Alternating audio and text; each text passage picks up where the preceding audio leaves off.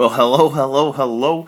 At this point, we have covered just about every test under the sun to try to determine whether a particular series converges or diverges, or in other words, does the sum exist? Is it finite or not? And before we put a wrap on this section, I want to introduce you to one more big bear, and that is called the limit comparison test. And without further ado, let's dive in. So before we get into the real specific particulars of the limit comparison test, let's spend a few seconds reviewing what the direct comparison test is. And although it is a great test, we're going to see that it definitely has some shortcomings. And by recognizing what those shortcomings are, I think we're going to build an appreciation for why the limit comparison test, in my opinion, is so valuable. So first of all, we'd start off with this condition. Let's say that we know ahead of time 0 is smaller than a sub n, which is less than or equal to b sub n. Okay? Case number 1. Let's say that we know that b sub n converges. That's a known fact. Then we could say that any term or any series with smaller terms is going to add up to a finite sum as well, and therefore must converge for sure. Or the case number 2 says, let's flip that story around. Let's say that the smaller series is known to diverge. Then when you look at investigate a series with bigger terms, they're just going to diverge that much more. Okay? Now there were some inconclusive cases, of course, that we talked about earlier in the year. We would have said something like, if you know that the bigger of the two series diverges, then nothing definitive could be said about the smaller one. It could go either way. There's room to go either way. Or if the smaller of the two converged, then the bigger one could still go either way, and it's inconclusive. Okay? But with that all being said, let's take a look at one particular example. All right. Let's think about 1 over n minus 1. Now, based on the integral test and some other things you've learned about not just the harmonic, but what we call the harmonic family, you're probably willing to bet big dollars that this series diverges. But now the question is, can you prove that it diverges using the direct comparison test? And you'd probably stack it up against, as you might have guessed it, the harmonic. Now, which one of these two series is bigger? Remember our thought process. If this series has a smaller denominator, that makes it a bigger fraction. And as we've just proven, if the smaller of the two series is known to diverge, then the bigger of the two series must also diverge. So piece of cake, that's a slam dunk. But what we're going to find out here is that the direct comparison test does have some limitations and some shortcomings. In other words, the given series has to be kind of prepackaged just right in order for everything to work out. So let's take a look at 1 over n plus 1 and compare that to the harmonic. Now you're thinking, really, what changed? When I compare, when you think about this series and this series right here, what difference does a plus 1 or a minus 1 really have? And the answer is not much at all. When you start thinking of n being in the billions and beyond, whether you're adding 1 or subtracting 1 is inconsequential. So I'm still willing to bet that this series diverges. But can we prove it? That's the question. Can we prove it? And now the inequality sign flips. And we know, of course, the harmonic diverges. But in this case, we'd say that the outcome of this series is inconclusive. If the bigger of the two series diverges, we can't say anything definitive about the smaller of the two series. And so we've got a major problem on our hands. And that's where the direct comparison test fails us. And we're going to introduce you to the limit comparison test. It's going to solve this problem. And what's beautiful about the limit comparison test is not only does it work in this case, but it also works in this case here as well. Okay, now it's finally time to dive into the limit comparison test. What is it? What are the requirements? And how do I make this work for me? And how do I get it to help me solve some questions on the AP exam? First of all, what are your requirements? These are super straightforward and simple. We're just going to say that each term within a sub n must be positive, as well as each term within b sub n must be positive. That's a very simple request. We're going to let a sub n represent the original given series, and then b sub n is the one that we're going to create ourselves to be used as the comparison series. And first thing here is suppose that we evaluated the limit as n approaches infinity of a sub n divided by b sub n, okay? And when you evaluate that limit, you're going to get an answer, and we're going to call that answer L, all right? And so again, this is just what we call our power fight. When we evaluate any limit as n approaches infinity, we're saying, okay, do I have small over large, thus equaling 0? Or do I have a same over same, where I just divide the coefficients? You know, or do I have large over small, and then the answer is infinity? Well, in either event, if the value of L ends up falling between 0 and infinity, not 0, not infinity, but between them. In other words, we'll consider L to be a positive finite number. Then, the series of a sub n and the series known as b sub n, what they do is they behave the same way. They behave the same way. What do we mean by behaving the same way? Well, they either both converge or they both diverge, and that's worth writing in your notebook. They either both converge or both diverge. And see, going into it, before you even evaluate this limit right here, you already know what b sub n does. You're going to know right from the get-go whether b sub n diverges or converges, and so then once you conclude that they have to behave the same way, we'll then be able to definitively determine whether a sub n converges or diverges. Now, in my opinion, this is the one that you're going to use 99% of the time, especially as questions that you see on the exam. There are some other what we call 1%ers, and that's what I want to go over here really quick before we call this a wrap and dive into some real examples. All right, let's say L ends up equaling infinity, okay? And you know before you started that b sub n diverges. What could you then definitively say?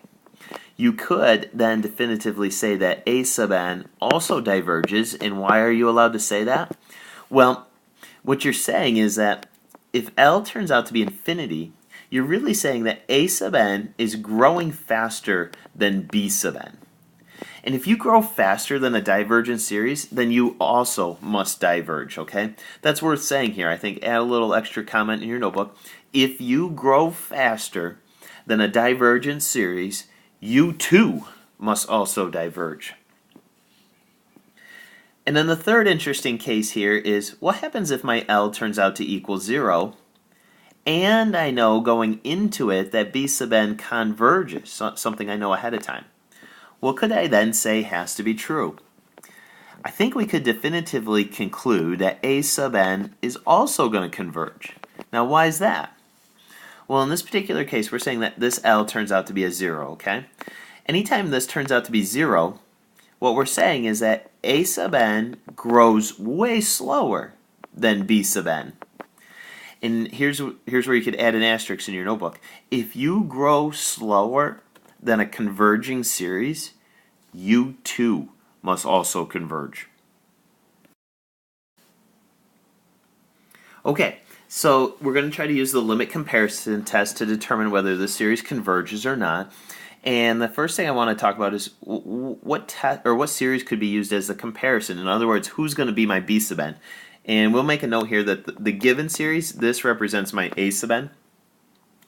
Now, to determine who b sub n is, I want you to strip away all what I call the insignificant terms and just focus on the two most influential terms. The most influential term on top, the most influential term on the bottom.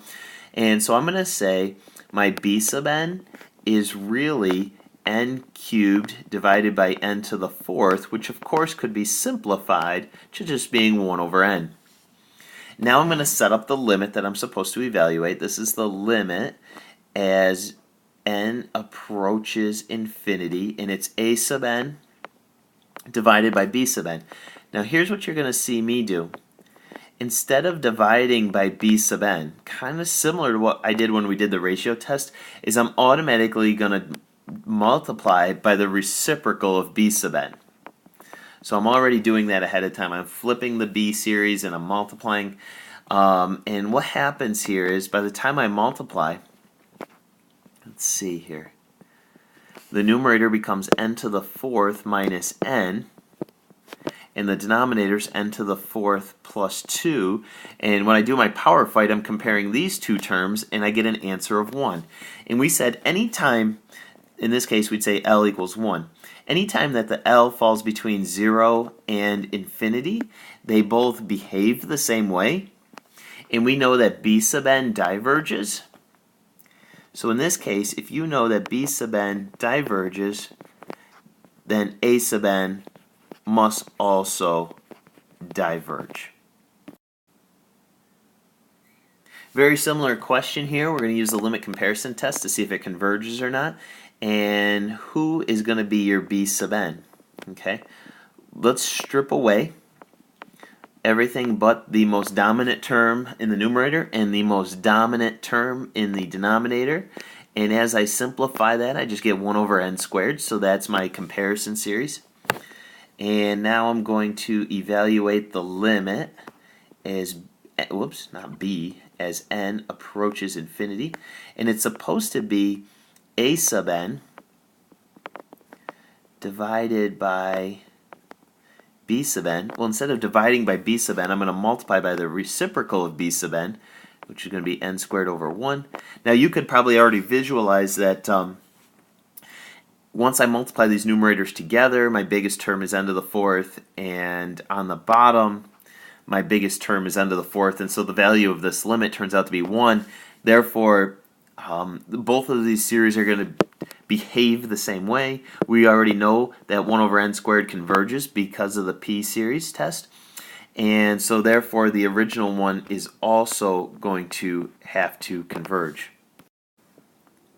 This third example I have for you is on the surface a little bit more intimidating because now we got a trig function here in the numerator, and the question is, what impact does that have on it, and how does that change the game, if at all? Well, as far as developing my b sub n series, here's what I'm thinking. That numerator, the sign of n, is never going to be bigger than 1. In fact, I know it's going to be bounded somewhere between 0 and 1, and you can make that note to yourself here. This numerator is always just going to be some constant, and I think you can make the argument that it's not even going to equal 0 because, let's see, now of course sine of pi over 2 would be 0, but I don't think n is going to ever equal pi over 2, so anyway, I think your numerator is going to be bounded between somewhere between 0 and 1 here. Sine of n absolute values less than or equal to 1. So anyway, I'm going to cap the numerator at 1, and I'm going to strip away the plus 2 on the bottom, and so 1 over n squared is my comparison. And let's evaluate the limit as n approaches infinity. I've got the sine of n absolute values over n squared plus 2 multiplied by the reciprocal of b sub n. And let's see. I'm getting n squared over n squared. And what I know for sure is, let's see, the coefficient of the n squared on top is going to be the sine of n in absolute values, and the coefficient of n squared on the bottom is 1. But here's what I know. This is going to be a positive finite number. Okay, in other words, again, just like in the other cases, L has fallen between 0 and infinity. In other words, both series are going to behave the same way. And since this one converges, we could say that this one here also converges. Slam dunk. I think the last thing I want to leave you with is just kind of a summary here, and because I don't want to overcomplicate this at all, I want to keep it as simple as we can. And so let's put this in our notebook, and this is going to be a great way to summarize and just kind of put it all together to make sure we're getting the big picture. When testing for convergence, we have learned to compare the given series to a series whose behavior we already know. We should first check to see whether the given series compares well or favorably to a geometric series or a p-series. So keep it really simple. Geometric series and p-series are our two most user-friendly series, and so if we can take the ugly one that they've given us and compare it favorably to either a geometric or a p-series, you're going to make your life a lot easier. So I hope you enjoyed the limit comparison test, and I'll catch you tomorrow.